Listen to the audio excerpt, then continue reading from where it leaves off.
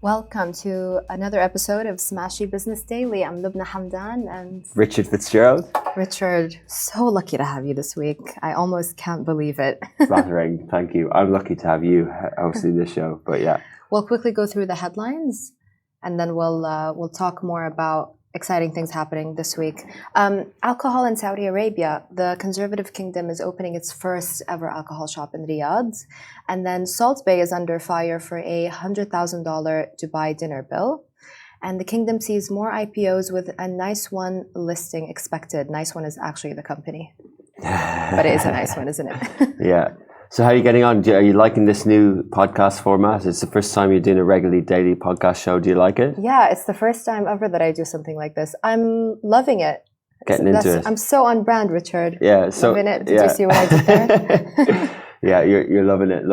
But we're another brand. Like, you know, and the thing, what we're trying to do with Smashy is tell the stories of the driven, the dreamers, the doers, like the young cohort in the region who want economic prosperity. And to, you know, some of the stories is news. It's regular news, which you're, you know, professionally trained at. You're really good at. And then there's that kind of master brand feeling that we're just trying to capture the young people doing great things in the region. Yeah, absolutely. Through business, sports, or other things as well. Absolutely. Thank you for your LinkedIn post yesterday, by the way. So Richard had mentioned that I was the youngest ever editor at Arabian Business, my previous job, at 25 years old. And it looked like I'm still 25 years old. Are you not? Well, maybe 26, because how long ago was that? You know what? Let's pretend like I am. Yeah. I was having lunch the other day, and one of our colleagues was like, Lubna, if you don't mind me asking, how old are you? I was like, well, I'm turning 31 in February. I'm just gonna put it out there. I hope it was like there's a lot of young people in this office, isn't there? You know what? He looked at me and he was like, "Oh, what?" a guy asked that. He was like, "What?" I was like, "What do you mean, what?" Do we have a problem here with my age? Okay, well. So yeah, how old are you? Here, so I'm sure it was well intended. I turned 40 in last July. 40. You know what he told me? What? He was like, "No, 31 is okay. If you had been turning 41, then I would have been like, whoa." Yeah. You know, it's really funny. Like Dubai is such a young city, and we're in such a young region that we just expect people to be young. Like. It must be hard for people because I spent some time in the US recently, and I was just taken aback by the age of the people on the panels. Absolutely. Right? And these people are really senior people, and they're actually navigating very digital technology. So there actually are, you know, this sort of idea that if you're old and you don't know what's happening with technologies isn't true, right? Like the more experienced and the more senior people in companies in the US, like SVPs of, you know, emerging technologies and things like that, are actually the ones who know how to steer this stuff, and they're the ones making the decisions that's working, right? Like I was obviously looking a lot on the AI space and the streaming space and stuff like that. They're the pioneers. Like, sure, you've got the Sam Altmans and you've got the other people as well, but like the point really is that the age of the people on the panels and how many years experience they have, right? You know what? I think if I would criticize the younger generation about anything, it would be the lack of consideration for the wisdom and the experience of older people. Yeah. I really don't mean to sound like an older person, but like for me, for example, when Martin Sorrell is speaking, you listen. Yeah. When all Sir these, Martin, sir, sorry. Yeah. You see what I mean?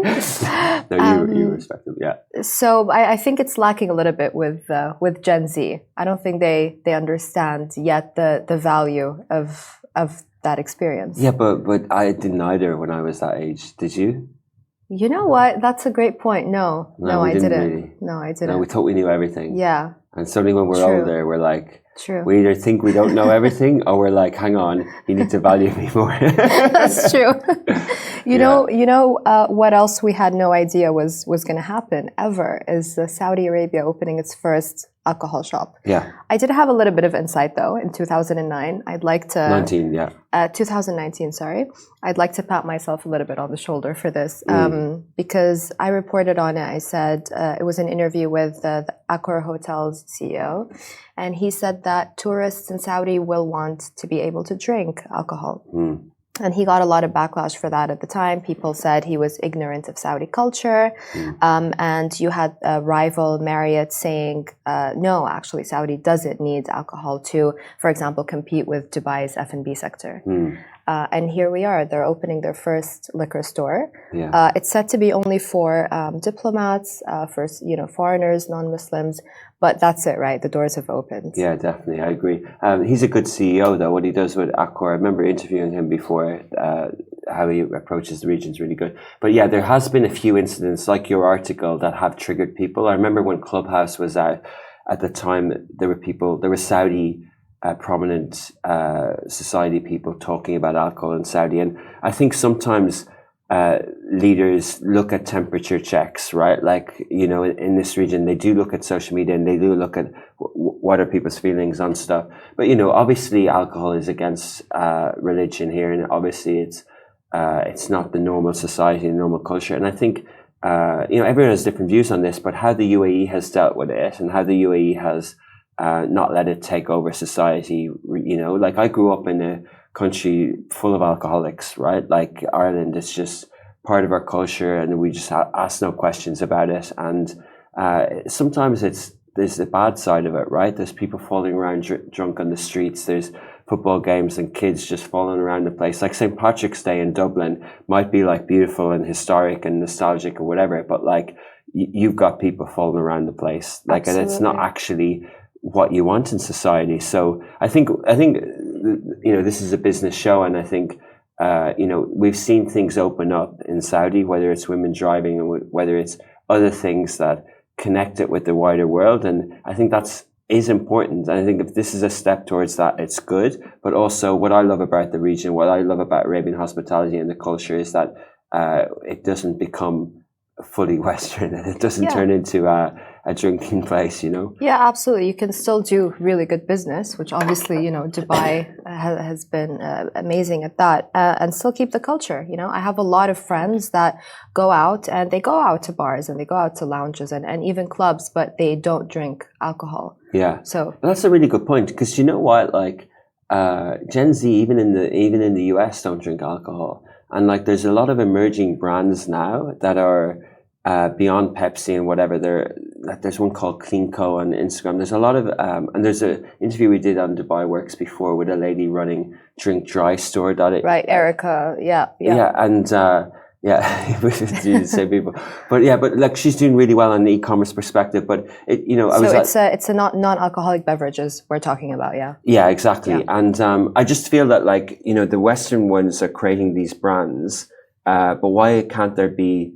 I remember first brands I worked on in the region were Vimto and Barbican, but why can't there be kind of cooler, trendier, non-alcoholic drinks brands? I think let the alcohol stores open because it's happening anyway. Diplomats in Saudi are allowed to have it in their houses anyway, but like, you're not allowed to carry it and bring it in. So this is getting rid of the grey line, right? And people have it in compounds. So do it in a controlled, regulated way. And let's be honest, right? If you're trying to attract, we were talking about tourism yesterday. If you're trying to attract people of, intolerance, people of all religions and all cultures, and if you're trying to make Riyadh a culinary capital, then there are people who do appreciate fine food with fine wine and things like that. Absolutely. And to be able to allow that to happen is probably a positive thing, provided it doesn't take away the great things that make Saudi Arabia a wonderful, unique country. I mean, if you look at the IFC, I remember years ago, because, the IFC is a business hub, right? But it's mostly known for its F&B places. True. That's what the IFC is now, even though it was meant to be like an international financial center. Yeah. But that's how important F&B is. And I remember, I know we keep talking about him, but Habib al-Mullah at the time did say, it's turning into a food court, and he wasn't happy about it back then. Now he's become a food advocate. He has a food blog, and he's there all the time. But, talking business, like, that is, alcohol, unfortunately, is important because it does create that atmosphere, even if you're not drinking. The fine dining, that kind of, F&B. I think we're going to see a lot more of it. Like, I think, this is probably diplomatic quarter, which is south west of Riyadh. Riyadh, I think that, that's obviously how they've announced it, which is cool. But I think we will see a lot of it in Neom and in the Red Sea Global area, like 23 5-star hotels. Like we're obviously going to see it there as well. Yeah, absolutely. Who knows? Maybe it's casinos next for Saudi after the UAE. But we can stop there. Yeah. So speaking of F&B, Salt Bay. Have you been to Nusret? He's famous for Nusret. I think I've been once. I've definitely been once. I was trying to think if I've been twice. But yeah, I met him. He did the sprinkly thing. For you? Yeah, on our table. Yeah, that moment happened. Special treatment, huh? Nice. That meme happened, yeah. That meme happened. I embraced it. That deserve. You know what? It's pretty cool. I mean, I kind of like him because he came from nothing, right? He grew up poor. And he made a name for himself, and Absolutely. He made a lot of money. But he has come under fire for a $100,000 Dubai dinner bill at Nusret. He posted that on his social media, on his Instagram. It's not clear whether it's his bill or somebody else's bill. And people are just bashing him for it. And I can't for the life of me understand why. Because we already know people who have money spend ridiculous amounts of money on ridiculous things, right?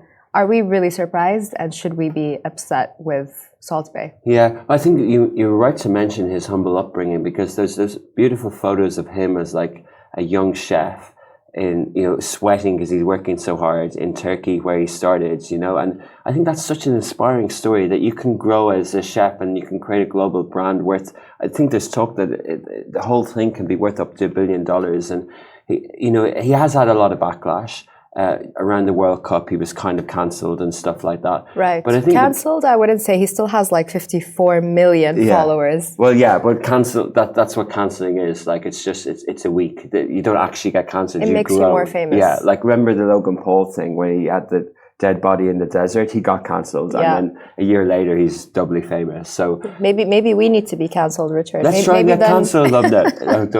That's a joke. It is. But you're right. But I think some people have said that to me sometimes when we put these stories on Love in Dubai.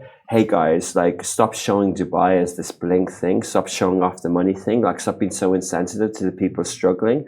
And I think there are people out there who do get upset and triggered when they see this opulence and when they see this, like, who needs to pay $100,000 for a meal, right? We don't know the detail of it, but like it is opulent. But the point is, like, it's on social media. Like I heard all the Man City guys were after the Globe Soccer Wars last Friday. They were in Nobu and Atlantis, and then they've been training in Abu Dhabi. They went to Zuma in Abu Dhabi. I went onto those places, stories, Instagram place to see if there's any photos. There's nothing. So there are times when like this stuff is kind of buried, but as you said, it happens, right?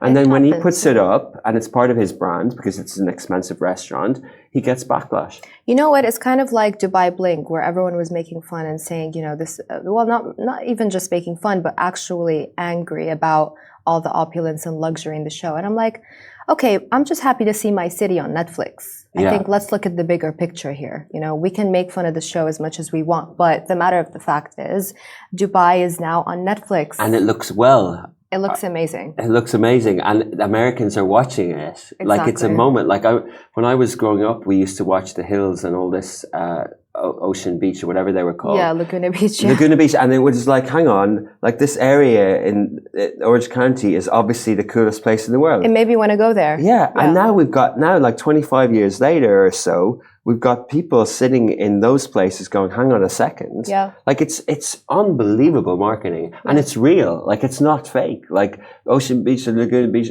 that was nice then. And Dubai is nice now. Yeah. I mean, sure, not everyone lives that way in Dubai. Absolutely. But you do have the opportunity to have a really good job and live really well. Yeah, and you can see, like, this lifestyle is, you can see it. It's not like, and it's not actually, I remember when I came here first, I thought, like, it was going to be, some expat hubs around the world in the past were sort of them and us and country club and you can't get in. And Dubai is not like that. No. Pretty much like you can walk into the most beautiful hotels in your regular work clothes and not being not looked down on. People will be attentive to you and try and help you. That's a great point, and that's why I love the F&B scene here, because it is different in London. It's different in Moscow. I was in Moscow a couple of months back. It is different there. They do look at you from head to toe. Face control is a big thing in Moscow. Okay. So yeah, we're loving Dubai. But yeah, you know what? Just one more point about Salt Bay, though, spending 100,000 on a dinner bill is, if you're a businessman and you're working, however many hours in the day, and you've had humble beginnings, you should be able to spend on whatever you want to spend on, right? I'm not saying you shouldn't give to charities, you shouldn't do your part in this world, but spend, what else are you going to spend on, right? You need to spend on something that makes you happy.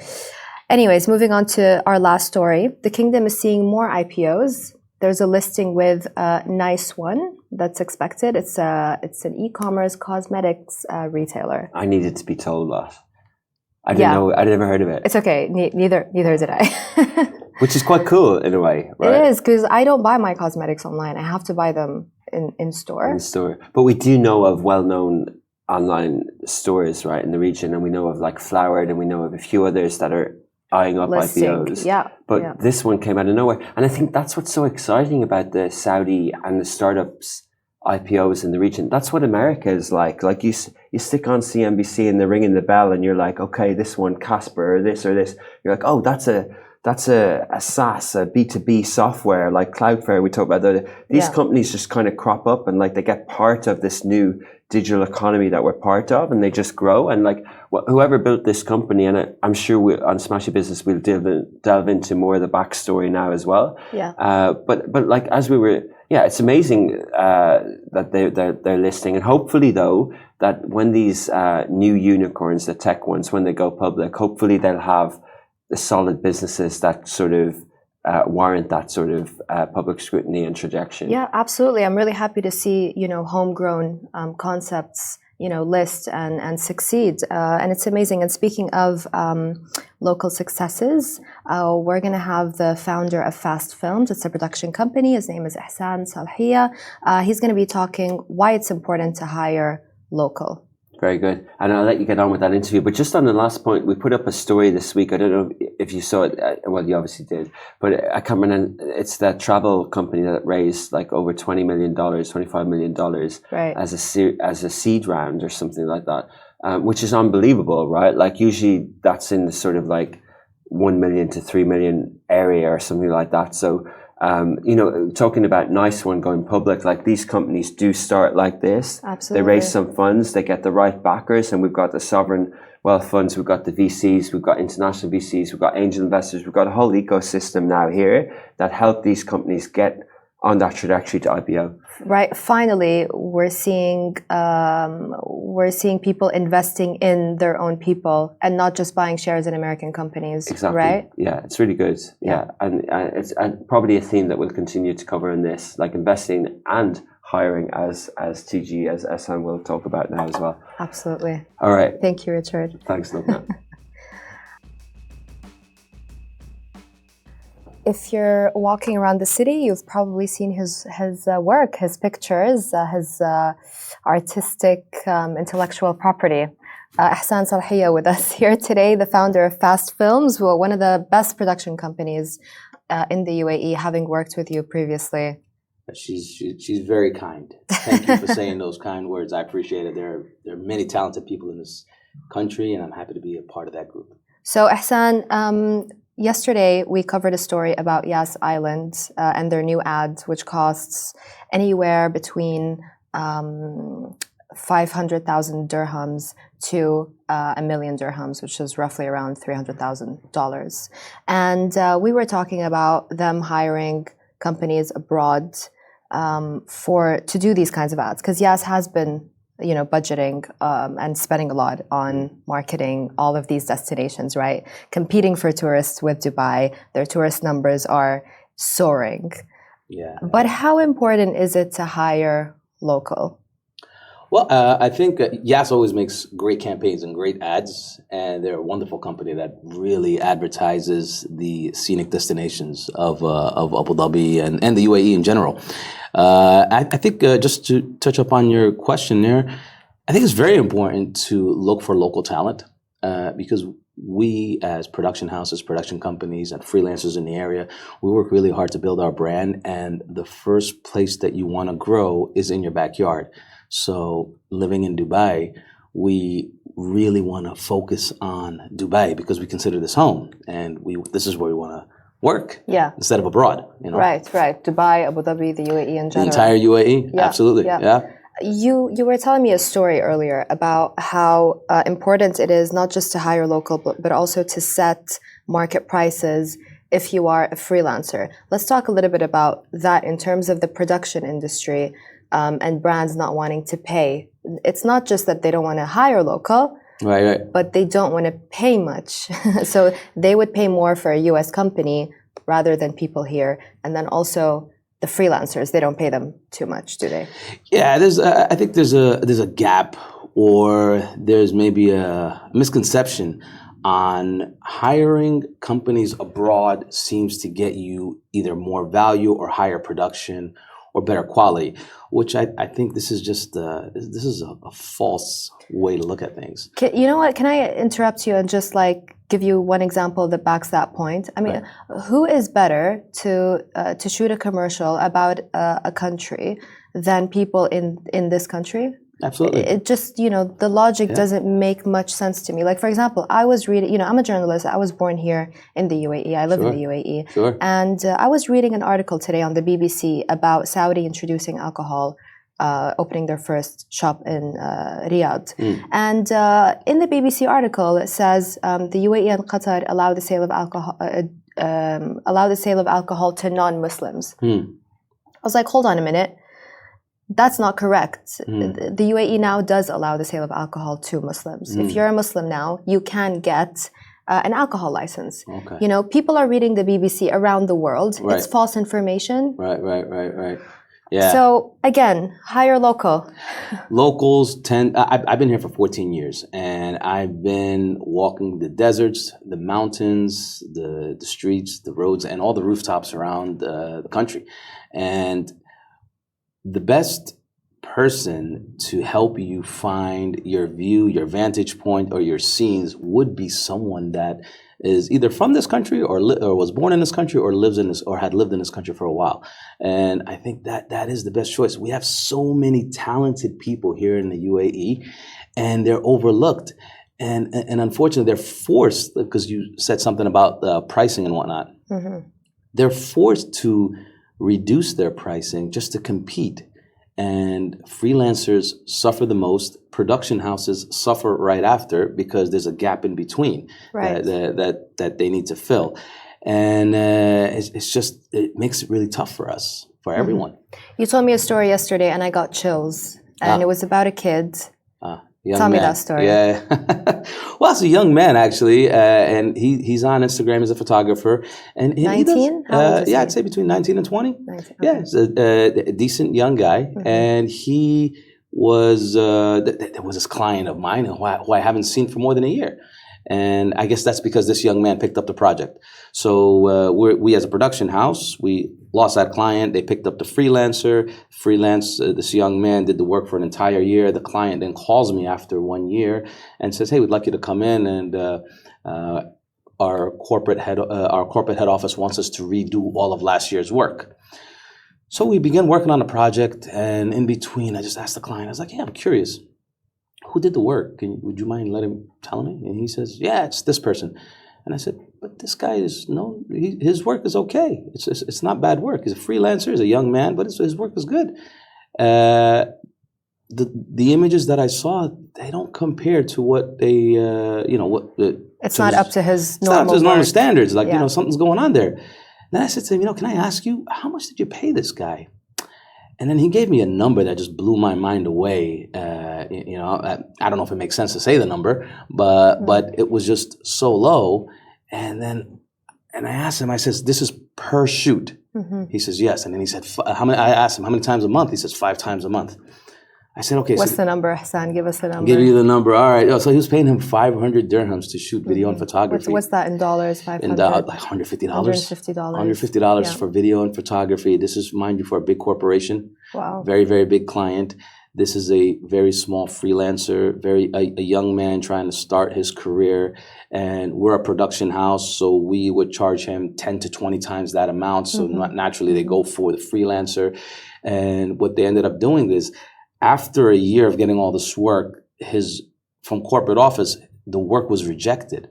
And I said to the client, I said, you paying him this low, you destroyed his career. You didn't even give him enough money to rent a light to put next to his cameras to give you a better quality. And that's why the work was not on par with his usual standards. Yes, exactly. Had he been paid at least fair market value or close to it, then he would have been able to probably produce better quality. And now you'll never hire him again. If anyone finds out that he did the work, they'll never hire him again. And now you're going to pay for one shoot 10 times the amount that you paid, for just all year. Whatever you paid him all year, you're going to pay for one shoot.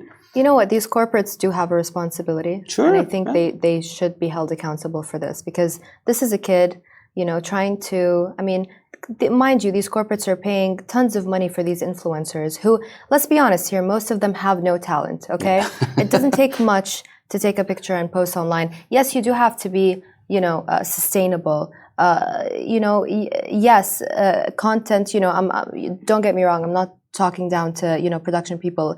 This is one thing, and that's another thing, I think. But, to be an influencer with a talent and become famous, off of that talent or whatever it is one thing, but then just posting pictures of yourself, it's just a vanity thing, right? And these corporations you're adding zero value to people, mind you.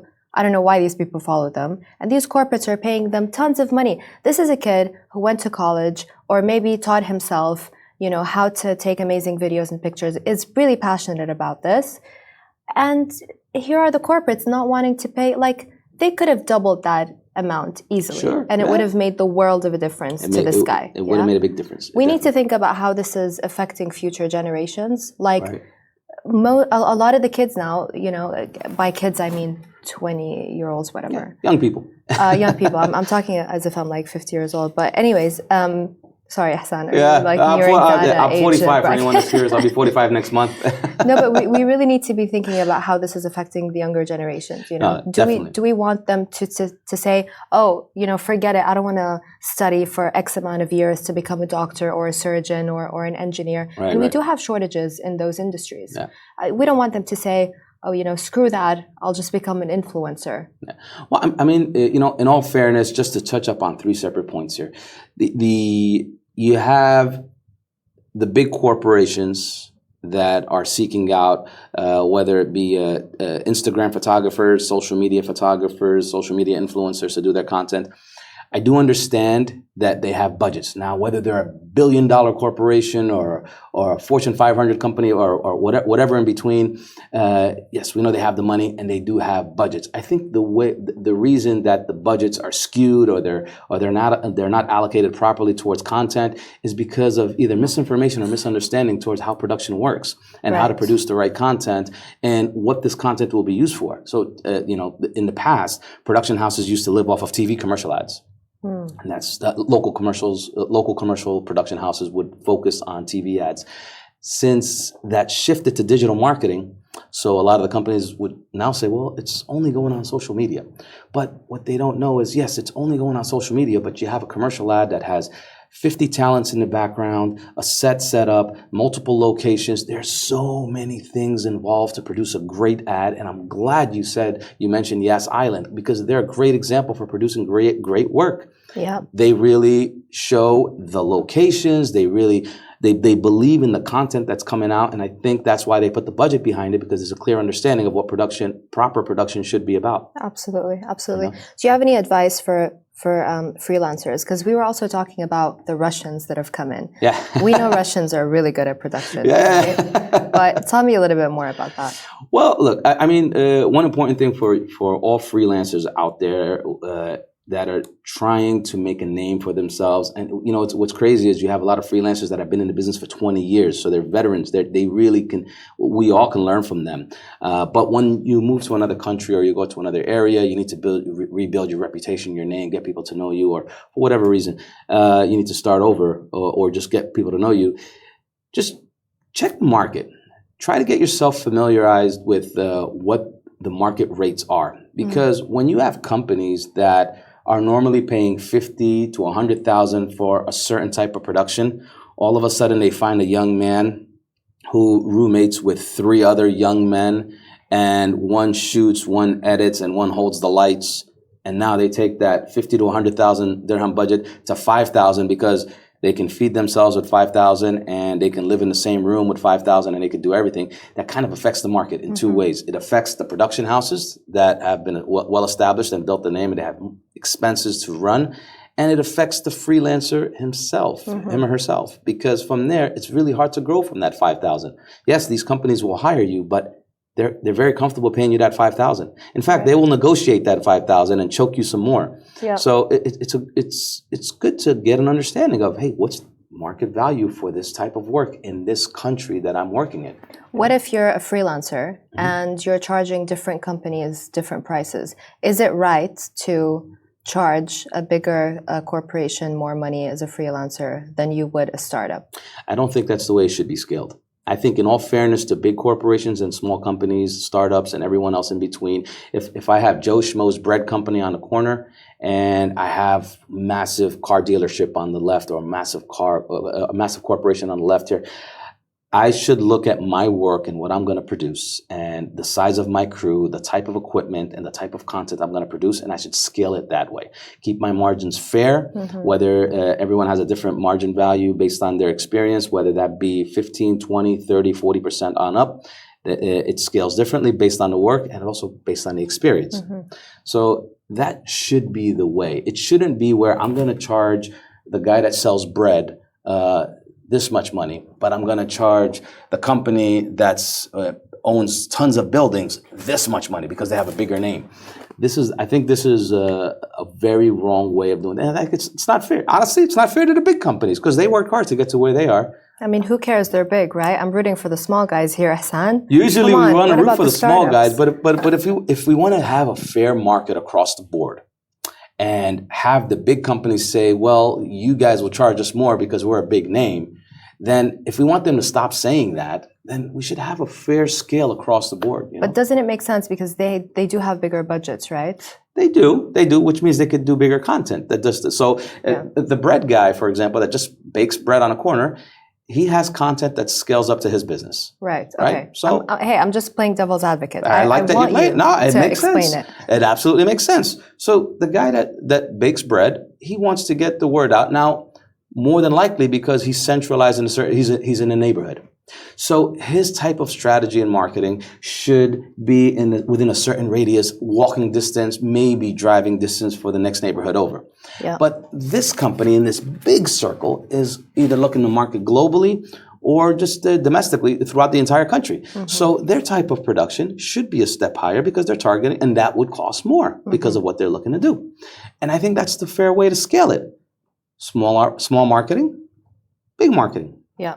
Makes sense. If we say big companies, okay, so they're probably asking for something a little bit bigger than what the guy's baking on the corner. Makes sense. Yeah. So basically, we're telling companies to hire local, freelancers to set market prices and not shoot themselves in the foot. Right. And one last thing before we go, Hassan. Any advice? Education. I think everybody, all of us, from the consumer, the client, the big corporate owner of a big, huge company, the freelancer, and the production house, we need to educate ourselves on our own market.